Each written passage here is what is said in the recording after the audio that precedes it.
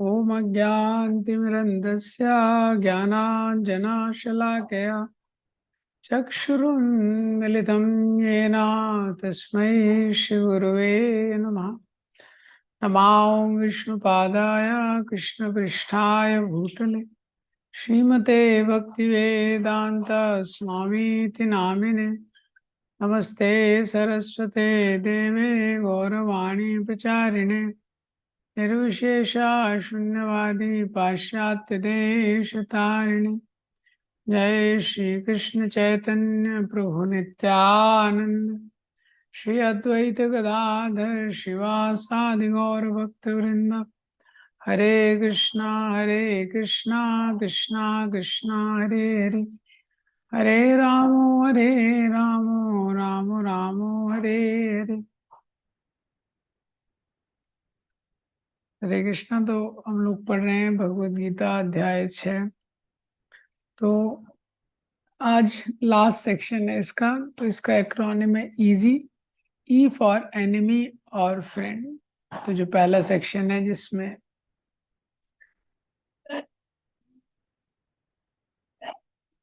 समझाया गया है किस प्रकार से जो मन है ये जीव का शत्रु भी है और मित्र भी।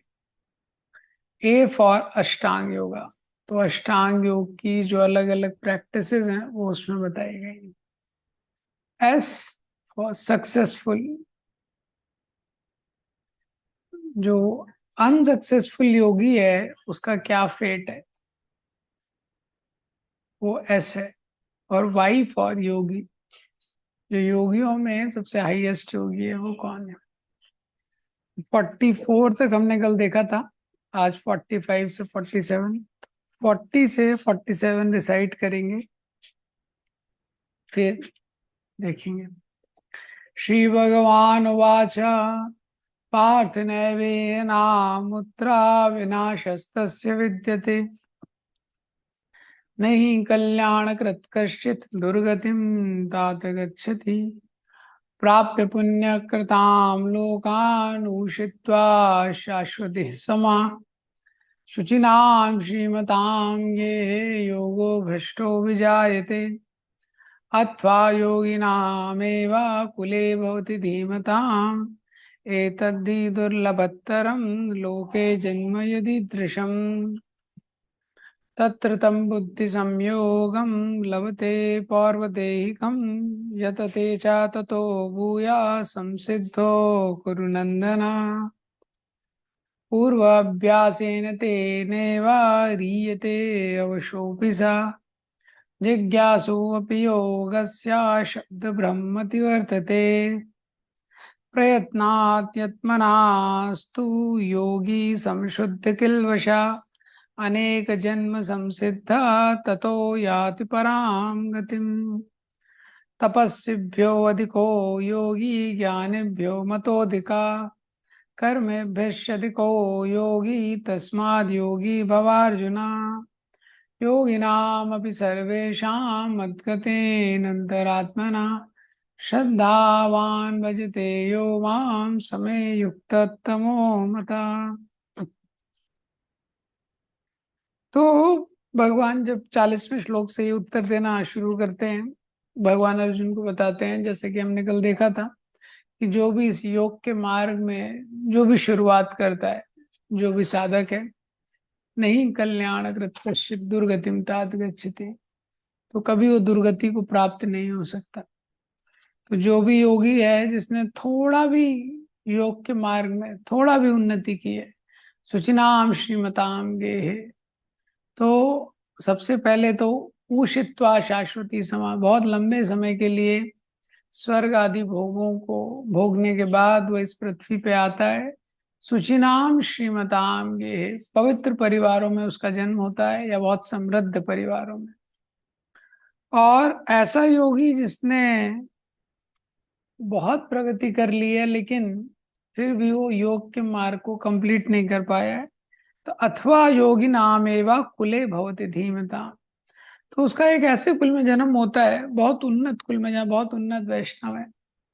तो बहुत उन्नत वैष्णवों के यहाँ पे, भक्तों के यहाँ पे उसका जन्म होता है। एतद्धि दुर्लभतरम, ऐसा जन्म जो है वो इस संसार में बहुत दुर्लभ है। और जब इस प्रकार का जन्म प्राप्त करने के बाद तत्र तम बुद्धि संयोगम लभते पौर्व देहिकम, पूर्व जन्म से ही उसकी देह में पूर्व जन्म के जो संस्कार होते हैं वो वापस से उसके इस जीवन में एक्ट करते हैं और भगवान की तरफ वो आकर्षित होता है। पूर्व अभ्यासेन तेनेव रियते अवशोपि स, विवश होकर असहाय होकर भक्ति के मार्ग की ओर उसका आकर्षण बढ़ जाता है। ये क्योंकि पिछले जन्म का वो जो आकर्षण है वो सूक्ष्म शरीर में सुरक्षित रहता है, तो वो ये शरीर मिलते ही वही सूक्ष्म शरीर उसके अंदर है, तो वापस से वो पिछले भक्ति के मार्ग की ओर आकर्षित होता है, योग के मार्ग की ओर। अब इस श्लोक में बता रहे हैं प्रयत्नात यत माना, प्रयत्नात यत माना तू योगी संशुद्ध किल्बिषा। प्रयत्नात, बहुत प्रयत्न करता है, मतलब बहुत रिजिड प्रैक्टिस करता है।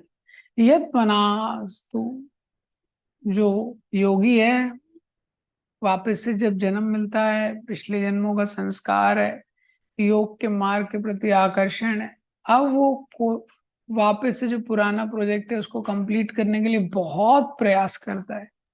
हाँ, बहुत रिजिड प्रयास करता है, बहुत कठिन परिश्रम करता है उसको कंप्लीट करने के लिए। योगी समशुद्धि किल्बिषा, और ऐसा जो योगी है वो पूरी तरह से शुद्ध हो जाता है। किल्बिषा, सारे कल्मश से उसका हृदय शुद्ध हो जाता है। अनेक जन्म समसिद्धि, और अनेक जन्म, हो सकता है उसको और भी कई जन्म लग जाएं परफेक्शन के लिए। ये याति पराम गतिम, पर ऐसे वो योग के मार्ग में लगे रह के परम गति को प्राप्त करता है।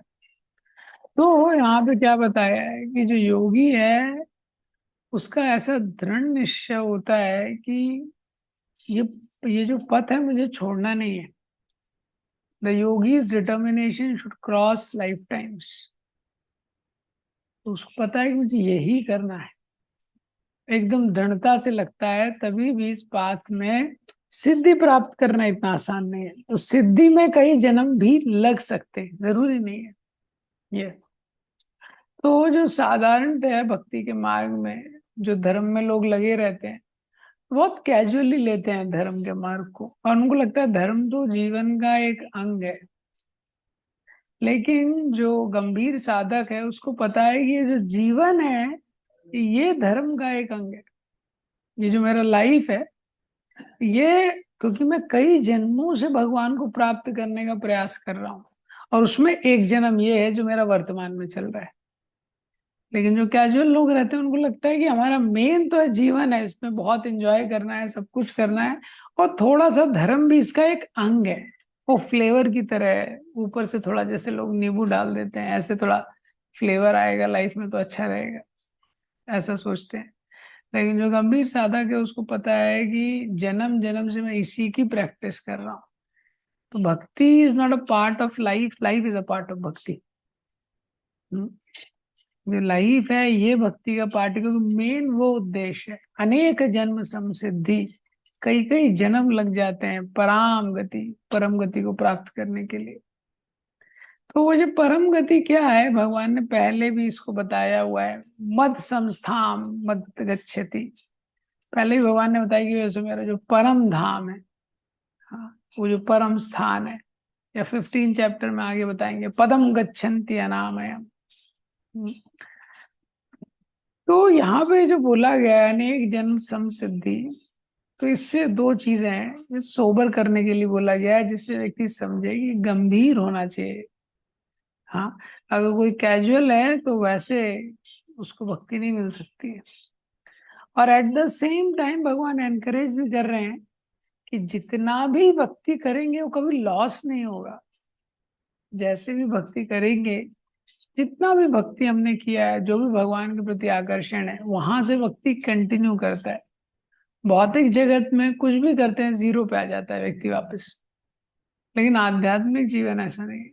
आध्यात्मिक जीवन में जितना भी हमने किया है वहां से कैरी ऑन करता है व्यक्ति। स्पिरिचुअल एडवांसमेंट कभी लॉस्ट नहीं होता है, कैरी ऑन होते रहता है। जैसे ही नया शरीर मिलेगा, शरीर छोटे से शुरुआत होगी, बुद्धि मटेरियल लाइफ छोटे से शुरुआत होगी, फर्स्ट क्लास से पढ़ना शुरू करेंगे, लेकिन आध्यात्मिक जगत का ऐसा नहीं है। तो इस सेक्शन का निष्कर्ष यही है कि जो साधक है वो समझता है कि सबसे बड़ा सौभाग्य मनुष्य जीवन में ये है कि इसमें मैं आध्यात्मिक उन्नति कर सकता हूँ और भगवान के धाम पराम गति वहां जा सकता हूँ। और कितना भी जीवन लगे इस उद्देश्य को प्राप्त करने के लिए, मुझे इसके लिए दृढ़ता से प्रयास करना है। तो अभी क्या है, कई बार कोई व्यक्ति सोचेगा अरे तो कई जन्म लगेंगे, छोड़ दो। हम्म?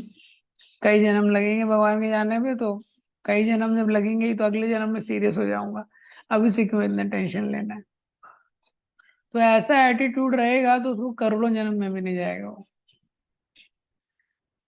मुकुंद को चैतन्य महाप्रभु ने जब सबको कृपा दे रहे थे अपनी महाप्रकाश लीला में, तो भक्तों ने पूछा आपने मुकुंद को नहीं बुलाया? तो चैतन्य महाप्रभु ने बोला नहीं, मुकुंद जो है वो 10 मिलियन लाइफ टाइम के बाद, 10 million life times, only after 10 million life times he can see me. 10 million life time के बाद मेरा दर्शन होगा उसको। तो भक्त बड़े निराश हो गए। फिर जब वो बताने गए मुकुंद को कि चैतन्य महाप्रभु ने ऐसा बोला है कि you will only be able to see after 10 million life times, 10 million life जीवन जन्मों के बाद तुम्हें भगवान का दर्शन। मुकुंद नृत्य करने लगे, मुकुंद नृत्य करने लगे, बोले only only after 10 million life times, only after 10 million life times I will see, I will see. Chaitanya Mahaprabhu ने जब मुकुंद का इस प्रकार का एटीट्यूड देखा तो उनको तुरंत बुला लिया। तो चैतन्य महाप्रभु ने देखा कि इनको पता है कि कृपा की क्या कीमत है ये। और यहाँ पे हम देखते हैं कि जनरली थोड़ा सा भी वो व्यक्ति कुछ करता है, उसको लगता है मैं कब भगवत धाम जाऊंगा, मैं 3 महीने से जप कर रहा हूँ, भगवत धाम में अभी तक गया नहीं। ये वो ये एटीट्यूड जो है, साधक का एटीट्यूड रहता है कि उसको अपना बेस्ट देना है और वो भगवान से कभी डिमांड नहीं करता है। ये दूसरा इम्पोर्टेंट थिंग है कि ये दृढ़ता कैसे आती है, जब व्यक्ति को पता चलेगा कि कितना भी मूल्य चुकाया जाए भगवान के धाम जाने के लिए वो सफिशिएंट नहीं है, वो भगवान की कृपा ही है। हम लोग कभी पास नहीं हो सकते इस टेस्ट में, हमेशा इस टेस्ट में हमको ग्रेस मार्क्स लगेंगे। जैसे कॉलेज में रहता है ना, 40 पासिंग मार्क्स रहता है, हाँ 30 आ गए तो फिर 10 यूनिवर्सिटी देके उसको किसी तरह ग्रेस मार्क्स देके आगे भेजती है।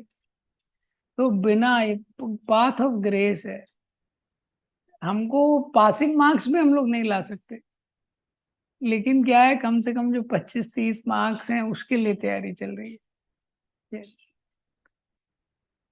तो ये साधक का ये मन में इस तरह का दृढ़ निश्चय रहता है कि कृष्ण को प्राप्त करने के लिए जो भी करना पड़े वो वर्थ है। क्योंकि भगवान की जब प्राप्ति होती है तो वो अटेनमेंट इतना ज्यादा ग्लोरियस है, इतना फुलफिलिंग है कि उसके समान कुछ भी नहीं है। ध्रुव महाराज ब्रह्मा जी से भी बड़ा राज्य चाहते थे, और जैसे ही विष्णु जी का उनको दर्शन हुआ, केवल विष्णु जी के दर्शन मात्र से तो ध्रुव महाराज अपने आप को कोसने लगते हैं कि मैं क्या मांग रहा था। तो हम सोच सकते हैं कि भगवान का जो संपर्क है वो कितना संतुष्ट देने वाला होगा, कितना फुलफिलिंग होगा, जिसके लिए ध्रुव महाराज ने घर छोड़ा, महल छोड़ा, जंगल गए, इतनी तपस्या की। भगवान के दर्शन होते ही उनको वो तुच्छ लगने लगा। काचन विचिन्नम अपि दिव्य रत्नम, बोले कहाँ मैं कांच के टुकड़े के लिए कोशिश कर रहा था और कहाँ आपका ये दिव्य रत्न मेरे सामने है। तो कांच के टुकड़े और हीरे में कोई मूल्य नहीं है। अगर कांच के टुकड़े किसी को चाहिए तो वो डस्टबिन में पड़े रहते हैं, गार्बेज में। और हीरा कहीं रखा है तो कितने सारे सिक्योरिटी गार्ड लगाने पड़ेंगे। तो इतना अंतर है। और दूसरा क्या है, साधक को आशा भी रख, आशावादी भी वो रहता है तो जो भी हमको करना पड़े, एटीट्यूड राइट रहना चाहिए। तो अगर एटीट्यूड राइट है और व्यक्ति अपना बेस्ट दे रहा है, तो जो अनेक जन्म संसिद्धि है वो चेतन महाप्रभु की मर्जी से, प्रभुपाद जी की मर्जी से एक जन्म में भी जा सकता है। हाँ, तो वो भगवान की कृपा है ये। तो भक्तितीर्थ महाराज would say, once we'll go back to the spiritual world, millions of lifetimes here would be just like a flash of a second. एक बार जब आध्यात्मिक जगत जीव पहुंच जाता है तो इतने लाखों जन्म जो यहाँ लिए वो क्या सेकंड की तरह रहेंगे केवल। अब इसके बाद अगले श्लोक में बताते हैं, तपस्विभ्यो अधिको योगी ज्ञानिभ्यो मतोधिका कर्मभ्यश्च अधिको योगी तस्माद् योगी भव अर्जुन। तपस्विभ्यो अधिको योगी, जो तपस्वियां हैं तपस्वियों से अधिक योगी होता है। ज्ञानिभ्यो मतोधिका, और ऐसा माना जाता है कि ज्ञानियों से भी श्रेष्ठ योगी है। कर्मभ्यश्च अधिको योगी, जो कर्मी है सकाम कर्मियों से भी श्रेष्ठ योगी है। तस्माद योगी भव अर्जुना, इसलिए हे अर्जुन तुम योगी बनो। तो इस श्लोक में भगवान बड़ी रिपीटेडली और बहुत स्ट्रांगली ये बोल रहे हैं कि योगी बनना चाहिए। तो स्वाभाविक है, ये योगा का चैप्टर ही चल रहा है, अष्टांग योगा का। तो भगवान योगा के बारे में बोल रहे हैं कि योगी बनो। जो योगी है वो तपस्वियों से श्रेष्ठ है, ज्ञानियों से श्रेष्ठ है, सकाम कर्मियों के श्रेष्ठ है। तो यहाँ पे जो योगा शब्द आया ये अष्टांग योगा के लिए नहीं, ये भगवान नेक्स्ट में क्लियर करेंगे, नेक्स्ट वर्स में। योगा का मतलब है कनेक्शन। योगा शब्द का मतलब क्या है? कनेक्शन। किसके साथ कनेक्शन? उस परम सत्य के साथ कनेक्शन, भगवान के साथ कनेक्शन। तो यहाँ पे ये सिद्धांत बताया जा रहा है कि कनेक्शन बहुत इंपॉर्टेंट है केवल क्रिया को करने से। जैसे कोई केवल तपस्या कर रहा है, या केवल ज्ञान शास्त्रों को केवल पढ़ रहा है, या कर्म केवल काम कर रहा है, लेकिन भगवान से कनेक्ट नहीं कर रहा है, तो वो इतना यूजफुल नहीं है। ये सिद्धांत है।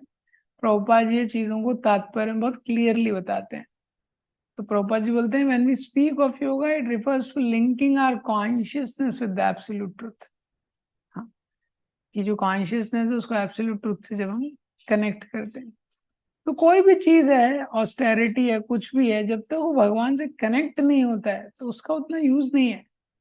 किस लिए यूज नहीं है? ट्रांसेंडेंटल पर्सपेक्टिव से, आध्यात्मिक उन्नति के पॉइंट ऑफ व्यू से ज्यादा यूज नहीं है। जो कुलशेखर महाराज है मुकुंद माला स्तोत्र में लिखते हैं, अगर भगवान का स्मरण नहीं हो रहा है तो fasting is an exercise for fat removal. वही उपवास कर रहा है, जैसे भारत में लोग उपवास करते हैं, नहीं भोजन नहीं करना है ट्यूसडे को, नहीं हम ट्यूसडे को नहीं खाते हैं, नवरात्रि को नवरात्रि को नहीं खाते हैं, जब करते नहीं, जब भी नहीं करते। हाँ, तो जब भी नहीं करता है, कुछ भजन भी नहीं करता है और प्रसाद भी नहीं खाता है, ये तो वो फास्टिंग का कुछ ज्यादा मतलब नहीं है। उससे फैट रिमूवल होगा, हेल्थ के लिए अच्छा है। और नेचुरोपैथी वगैरह में एक तरीका ही है, बहुत सारी बीमारियां चली जाती हैं केवल उपवास करने से। ये क्योंकि जो बॉडी है, बॉडी का शरीर का स्वभाव है कि अपने आप को ये स्वयं ही स्वस्थ करता है शरीर, इसमें सेल्फ हीलिंग कैपेसिटी रहता है। तो जब व्यक्ति भोजन नहीं करता है तो जो ऊर्जा जाती है भोजन को पचाने में, वो ऊर्जा से, जब वो भोजन नहीं करता तो ऊर्जा बची रहती है, तो शरीर अपने आप को रिकवर कर लेता है उस ऊर्जा से। हाँ, तो फास्टिंग से वो होता है। हाँ, लेकिन आध्यात्मिक उन्नति के में कोई यूज नहीं है इसका ज्यादा। हाँ, आध्यात्मिक रूप से अगर कोई व्यक्ति तपस्या कर रहा है लेकिन वो तपस्या कृष्ण को प्राप्त और प्रसन्न करने के लिए नहीं है, तो उसका कोई ज्यादा यूज नहीं है। ये इस तरह का सिद्धांत है। प्रभुपाद जी ने बताया है हमको तपस्या करना चाहिए एकादशी के दिन, होली डेज के दिन, उस दिन तपस्या करना चाहिए, फास्टिंग करना चाहिए। और फास्टिंग में मेन ये है कि प्राइमरी गोल है कि भगवान को याद करना चाहिए, उस दिन ज्यादा जप करना चाहिए, ज्यादा भगवान का स्मरण करना चाहिए, उसके लिए ये बताया गया है ये। उसके बाद नेक्स्ट पॉइंट प्रभुपाद बोलते हैं, ज्ञान अभ्यो मतोधिका। जो ज्ञान है, तो ज्यादातर जो ज्ञानी रहते हैं लेकिन अगर वो भगवान के शरणागत नहीं हो रहे हैं तो ज्ञान भी इम्परफेक्ट है। क्योंकि ज्यादातर जो ज्ञान का मार्ग है उसमें ये कंसेप्शन हो जाता है व्यक्ति का, हम ब्रह्मास्मि, मैं ही ब्रह्म हूँ, ये और मैं ही गॉड हूँ, तो वो ज्ञान का कोई मतलब नहीं है जाता ये। और कर्मभ्यो, जो कर्म कर रहा है, ऐसा काम कर्म कर रहा है, तो वो तो पहले ही बोला गया है, श्रम एव ही केवलम।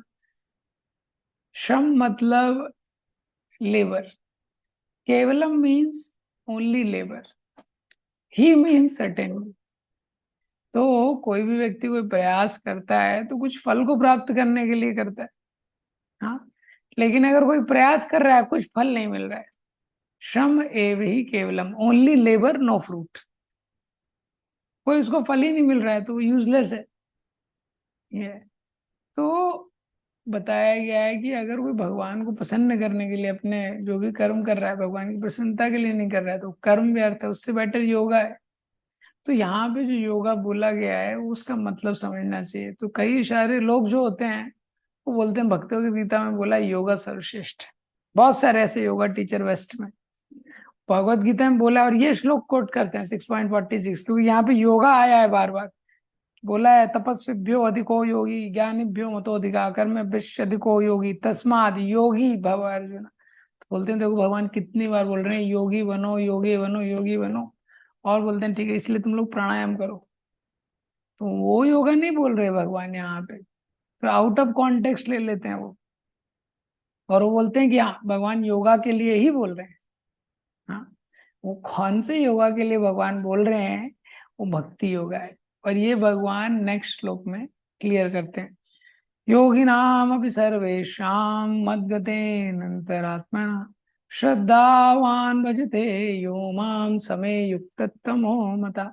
योगी नाम अपि सर्वेषां, जितने योगी हैं, सर्वेषां, योगी नाम अपि सर्वेषां, जितने योगी हैं, मद्गतेन अंतरात्मना, अंतरात्मना मीन्स अपने आप में अंदर, हाँ, मत गते वो मेरे बारे में सोचते हैं, वो मुझे अपना उद्देश्य बनाते हैं। मत गति मैं उनकी गति हूँ, मैं उनका गोल हूँ। श्रद्धावान श्रद्धा के साथ, भजते यो मां वो मेरी वर्शिप करते हैं। समय युक्त तमो मता, ऐसा जो भक्त है, ऐसे जो लोग हैं वो बहुत घनिष्ठ रूप से मेरे से कनेक्टेड है।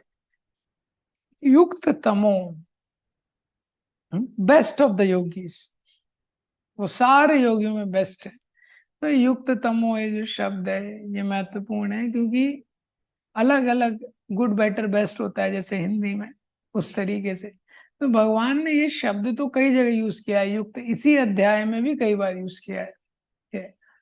6.8 में यूज करते हैं भगवान, फिर 6.18 में यूज करते हैं ये, लेकिन युक्त तमो यहीं पे यूज किया है।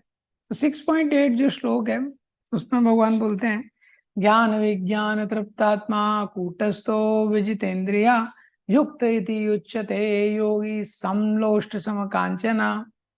ज्ञान विज्ञान तृप्तात्मा, जो ज्ञान और विज्ञान के कारण जो तृप्त है, जो जीवात्मा, इंद्रियों पर जिसका संयम है, पत्थर को और सोने को समान देखता है। युक्त इति उच्चते योगी, ऐसा जो योगी है वो युक्त है।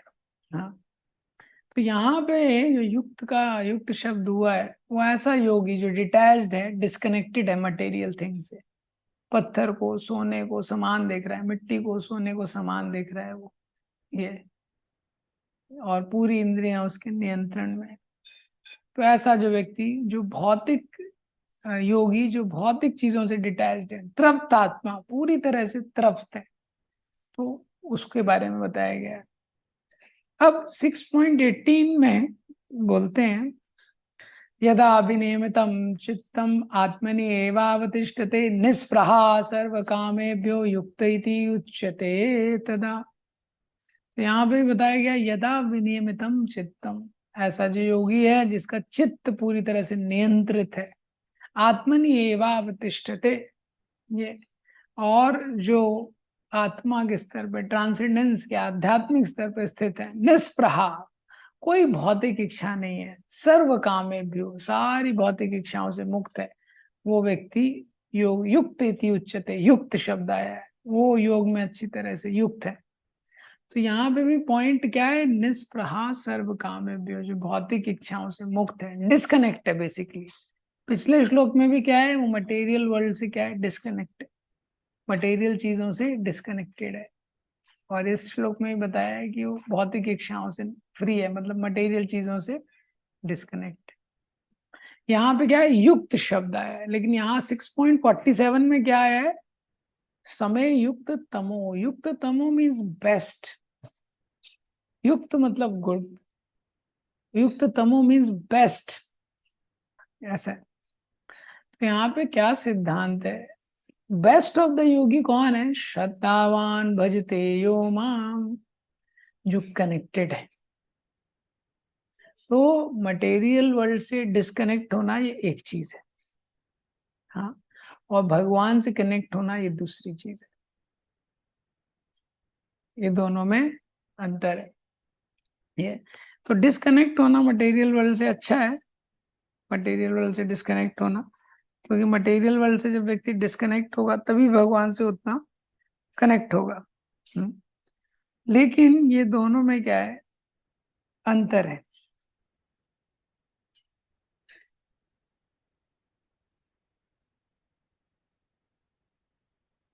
तो जो कनेक्शन है वो हायर है, यहाँ पे बता रहे हैं। तो एक होता है फ्रस्ट्रेशन, एक होता है रिनंसिएशन, और एक होता है एब्जॉर्प्शन। तो फ्रस्ट्रेशन मतलब क्या है, व्यक्ति इंजॉय करना चाहता है, भोग करना चाहता है, लेकिन उसके पास वो अपॉर्चुनिटी नहीं है भोग करने की। हम्म, वो करना चाहता है। कई बार लोग सब कुछ छोड़ देते हैं, घर छोड़ देते हैं, सब छोड़ देते हैं, क्या है, नौकरी किया, नौकरी लगानी उसका ये, और घर में भी इतनी झंझट है, सब छोड़ देते हैं।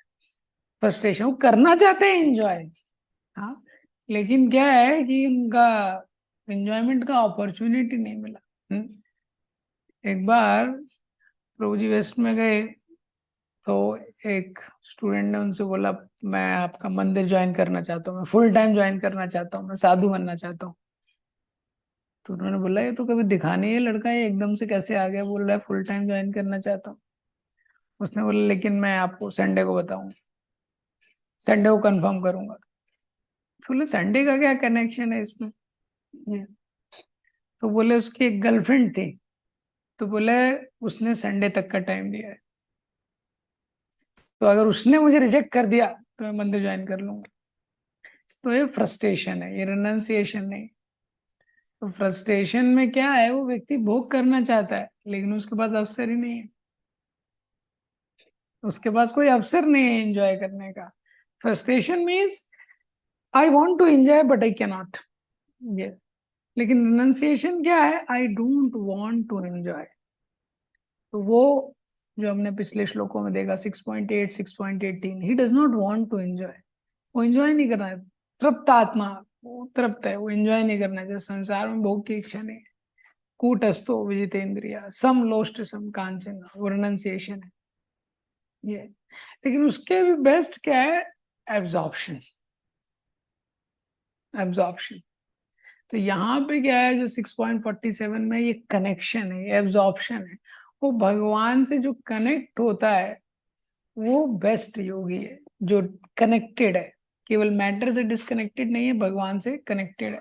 श्रद्धावान भजते योगा, श्रद्धा के साथ, भजते means transcendental service to the Lord. Prabhupada ji कैसे ट्रांसलेट करते हैं इस भजते शब्द को, हम्म?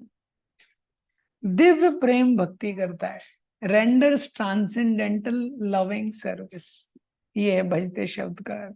तो भगवान सब जीवात्माओं के हृदय में रहते हैं ये, और वो सब जानते हैं। तो सबसे बेस्ट भक्त भगवान बोल रहे हैं, वो है जो श्रद्धा के साथ, विश्वास के साथ मेरी भक्ति में लगता है, मुझे शरणागत होता है, ये वो सबसे बेस्ट है। मद गते अनंतरात्मना, मेरे बारे में वो सोचता है, मैं ही उसका उद्देश्य हूँ, ये। तो इस तात्पर्य में प्रभुपाद जी ने बहुत सारी चीजें बताई हैं। ये एक श्लोक कोट किया है श्रीमद् भागवतम का, या ये शाम पुरुषम साक्षात आत्म प्रभवम ईश्वरम ना भजन्ति अवजानन्ति स्थानात् भ्रष्टा पतन्ति यदा, या एषम पुरुषम साक्षात। तो जो साक्षात है भगवान का जो ग्लोरिफिकेशन है ये, कि जो पुरुष हैं, जो परम पुरुष हैं, साक्षात पुरुषम साक्षात, he is original person, preamble, सबसे पहले जो परम पुरुष है। आत्म प्रभवम ईश्वरम, ईश्वरम वो सबके नियंत्रण करने वाले हैं। आत्म प्रभवम वो सबके सोर्स हैं, सबके स्रोत हैं। और अगर उनका कोई पूजा नहीं करता है, ना भजंती, हाँ, तो क्या करता है वो? अविद्या के कारण, इग्नोरेंस के कारण, अवजानंती, अवजानंती मीन्स मिसअंडरस्टैंडिंग, अजानंती मीन्स नो अंडरस्टैंडिंग। तो अवजानंती मीन्स वो सही से भगवान को नहीं समझ पाता है, इसीलिए भगवान के भजन में नहीं लगता है ये। तो वो मिसअंडरस्टैंड करता है कि ये सुप्रीम भगवान कौन है। और फिर क्या होता है? स्थानात भ्रष्टा, स्थानात भ्रष्टा, वो अपनी स्थिति से गिर जाता है। जैसे योग भ्रष्टा भगवान ने यूज किया था, जो योग के मार्ग से भ्रष्ट हो जाता है, ऐसे स्थानात भ्रष्टा पतंती अदा, वो गिर जाता है। तो प्रभुपाद जी इसको एक्सप्लेन करते हैं, फॉल डाउन हो जाता है। तो भजंती यहाँ पे क्या है? एक साधारण पूजा नहीं है। ज्यादातर लोग सोचते हैं पूजा में तो कोई देवताओं की पूजा करता है, ये पूजा में अगरबत्ती दिखाता है, दीप दिखाता है। ये यहाँ पे क्या है? ये सेवा की बात हो रही है, लविंग डिवोशनल सर्विस। हाँ, लविंग डिवोशनल सर्विस। तो प्रभुपाद जी बता रहे हैं जीव भगवान का अंश है, और अगर हम भगवान की सेवा में नहीं लगेंगे तो जिस स्थिति हमको प्राप्त हुई है उससे नीचे गिर जाएंगे हम। वापस से हम भौतिक जगत में हमको बार बार आना पड़ेगा अगर हम उस भगवान की सेवा में नहीं लगेंगे। तो सारे जो भक्त हैं उनका ये उद्देश्य है कि भगवान की सेवा में लगना उनके लिए क्या है? ये इम्पोर्टेंट चीज है, भगवान की सेवा में लगना ये। तो अगर सीढ़ी की तरह देखा जाए तो जैसे कर्म कांड है, तो कर्म कांड की सीढ़ी कोई चढ़ेगा तो स्वर्ग लोक तक जाएगा मैक्सिमम, उसका लिफ्ट कहाँ खुलता है? स्वर्ग लोक में। कर्म कांड में अपना बेस्ट देगा तो स्वर्ग लोक तक जाएगा, और ज्ञान योग की सीढ़ी में चढ़ेगा तो ब्रह्मन तक जाएगा ये। और अगर अष्टांग योग, योग मार्ग की सीढ़ी में चलेगा तो परमात्मा तक जाएगा। लेकिन भक्ति की सीढ़ी में कोई चढ़ता है तो क्या है? वो भगवान तक जाता है, ऐसा है। तो भक्ति क्या है? हाईएस्ट है। बाकी जितने मार्ग हैं फाइनली वो भक्ति के मार्ग पे ले जाने के लिए मीन्स है। हाँ, भक्ति क्या है? जैसे कोई बिल्डिंग है, भक्ति उसका क्या है? टॉप फ्लोर है, टॉप फ्लोर। बाकी क्या है? कर्म कांड से फर्स्ट फ्लोर तक जाएगा, किसी से सेकंड फ्लोर तक जाएगा, थर्ड फ्लोर तक जाएगा। तो बाकी जितने योगा हैं वो क्या है? असिस्ट करने के लिए हैं, जिससे व्यक्ति ऊपर ऊपर जाए, फाइनली भगवान से कनेक्ट करे। फाइनली क्या है? जिससे वो भगवान से कनेक्ट करे। इसलिए भक्ति योगा को मोस्ट कंप्लीट योगा बोला गया है, ये सबसे कंप्लीट योगा है। तो अगर आप देखेंगे कर्म योगा, कर्म योगा में एक्शन है, कर्म योग में व्यक्ति एक्ट कर रहा है। ज्ञान योगा, तो ज्ञान योगा में इंट्रोस्पेक्शन है, वो समझ रहा है, सोच रहा है, चिंतन कर रहा है, वो ज्ञान योगा है। और जो ध्यान योगा है या अष्टांग योगा है उसमें मेडिटेशन है, वो परमात्मा पे ध्यान करना, ध्यान करता है आगे ये। तो एक्शन क्या होता है? बॉडी से होता है, इंट्रोस्पेक्शन इंटेलिजेंस से होता है, और जो चिंतन होता है वो मन से होता है। लेकिन ये जो तीनों चीजें हैं ये हृदय को फॉलो करती हैं। Body, intelligence and mind, it follows heart.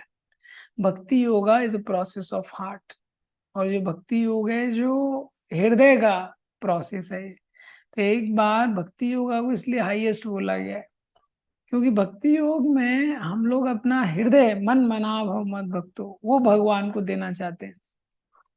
तो जब किसी को हृदय दे देते हैं तो अपने आप उसके लिए हम बॉडी शरीर से काम करते हैं, अपने आप बुद्धि के द्वारा चिंतन करते हैं कि इसको कैसे सेवा की जाए, इसको कैसे प्रसन्न किया जाए, और मन के द्वारा उसके लिए चिंतन करते हैं, उसके बारे में सोचते हैं। तो when heart gets involve all other things are automatically involve. तो जब हृदय इन्वॉल्व हो जाता है तो बाकी चीजें अपने आप इन्वॉल्व हो जाती हैं ये। तो ये इम्पोर्टेंट चीज है, ये भक्ति योगा को इसलिए कंप्लीट योगा बोला गया है ये। तो जब हम भगवान से कनेक्ट करते हैं, भगवान को अपना गोल बना लेते हैं, और हृदय से भगवान की सेवा करना चाहते हैं, तो शरीर भी लग जाता है, काया वाचा मनसा, शरीर लग जाता है, बुद्धि लग जाती है भगवान की सेवा करने में, और जो मन है वो भी उसी का चिंतन करता है। ये तो वो कंप्लीट है। तो प्रभुपाद जी इसमें और आगे लिखते हैं कि कैसे व्यक्ति इस प्रकार से सोच सकता है, तो प्रभुपाद जी ने उसके लिए उदाहरण दिया है। रूप गोस्वामी का श्लोक भक्ति रसामृत सिंधु से कोट किया है, यस्य देवे परा भक्ति यथा देवे तथा गुरु तस्येते कथिता अर्था प्रकाशन्ते मनात्मना। कि जिनको आध्यात्मिक गुरुओं पे और भगवान पे पूरा भरोसा रहता है, तो आध्यात्मिक ग्रंथों का सारा सार उनको प्रकाशित हो जाता है, यथा देवे तथा गुरु। तो उनको हो सकता है अपने आप ये जो हृदय में भगवान प्रकाशित कर देते हैं जो भी आध्यात्मिक ग्रंथों का सार है। तो प्रभुपाद गोपाल तपनी उपनिषद को यहाँ पे कोट करते हैं। तो 11 प्रमुख उपनिषद हैं, 11 100 उपनिषदों में से 11 जो हैं वो प्रमुख हैं। उनमें से एक जो उपनिषद है जो गोपाल की वर्शिप के बारे में, भगवान गोपाल जी की पूजा के बारे में बताती है, वो गोपाल तपनी उपनिषद है। और इसको बहुत बार प्रभुपाद जी और बहुत सारे आचार्य जो है कोट करते हैं। प्रभुपाद जी ने इससे कोट किया है, भक्ति रस्य भजनाम तद इह मूर्तोपाधि नैरिश्यम पुरुषम मना कल्पनाम एतद एव नैष्कर्म्यम।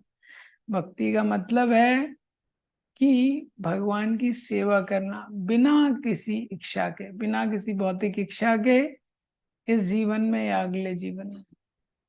ये तो उसके अंदर इच्छा हो सकती है, किसी के अंदर भौतिक इच्छा, लेकिन फिर भी बिना किसी इच्छा के वो भगवान को प्रसन्न करने के लिए सेवा करता है। तो भक्ति क्या है? Devotional service. भक्तिर अस्य भजनम, मतलब भक्ति मतलब भगवान की सेवा करना, और कोई उसकी भौतिक इच्छा नहीं है।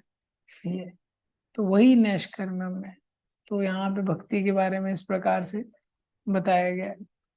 तो ये भगवान ने पॉइंट तो कई जगह बोला है ये, लेकिन यहाँ पे उसको एक्सप्लेन कर रहे हैं कि ऐसा जो योगी है वो मेरे से पूरी तरह कनेक्टेड रहता है। तो भगवत गीता का फ्लो कैसे चल रहा है? अर्जुन ने पूछा कि मुझे युद्ध करना चाहिए कि नहीं करना चाहिए, मैं युद्ध करूं या रिनाउंस करूं। ये तो भगवान ने बताया कि एक्शन और रिनंसिएशन, अर्जुन का ये प्रश्न था, मैं एक्शन करूं या रिनंसिएशन करूं। और भगवान ने तीसरा कॉन्सेप्ट उसमें लाया, रिनंसिएशन इन एक्शन।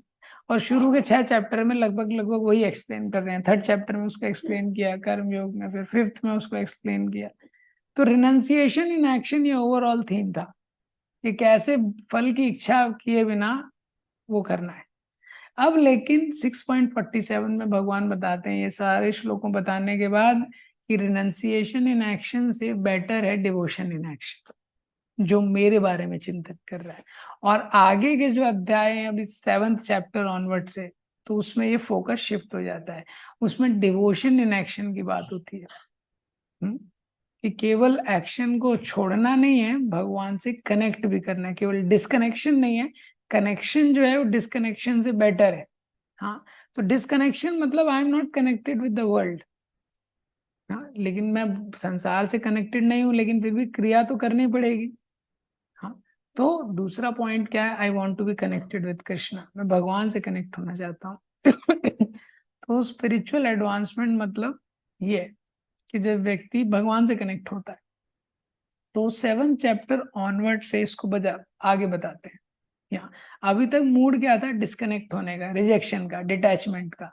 पर 7.1 से क्या है? कनेक्शन का, अटैचमेंट का, डिवोशन का। हाँ, ये भक्ति वाला जो सेक्शन है 7 to 12, उसमें ये आएगा। तो हम यहाँ पे देखते हैं 6.47 45 से 47 में कि ऐसा जो योगी है उसको पिछले जन्म से टेस्ट है, और टेस्ट के कारण उसको एक अपील है आध्यात्मिक क्रियाओं के लिए। भगवान उसको हृदय से रिमाइंडर देते हैं, सर्वस्य चाहा हृदय सन्निविष्टो। हाँ, कि तुम्हारा यहाँ पे छूट गया था, अब यहाँ से कैरी ऑन करो। तो ऐसा जो योगी है तो वो वापस से प्रयास करता है, वापस से लगता है, और वो सर्वश्रेष्ठ योगी है जो भगवान के बारे में चिंतन करता है, सारी क्रियाएं करते हुए भगवान ही उसका उद्देश्य है। और इसका सबसे अच्छा उदाहरण गोपियां हैं। गोपियों का भगवान का चिंतन इतना ज्यादा होता था, वो भगवान से रिक्वेस्ट कर रही हैं आप हमारे हृदय से। योगी प्रयास करता है एक क्षण के लिए भगवान की झलक मिल जाए हृदय में, और गोपियां प्रार्थना कर रही हैं कि आप हमारे हृदय से कब निकलेंगे, हम लोग अपना घर का भी काम नहीं कर पा रहे हैं आपके कारण। ये तो gopis are requesting Krishna please get out of our heart. इसलिए चैतन्य महाप्रभु ने बोला है, रम्या काचित उपासना व्रजवधू वर्गेण वा कल्पिता। ये जो ब्रज की गोपियां, इनकी जो उपासना है सर्वश्रेष्ठ उपासना है, क्योंकि हमेशा ये लोग भगवान के बारे में सोच रहे हैं। श्रील प्रभुपाद जी ने भी इसलिए एक बुक लिखा है, Krishna consciousness the top most yoga system. हाँ, उस प्रकार से ग्रंथराज भगवद गीता की श्रील प्रभुपाद।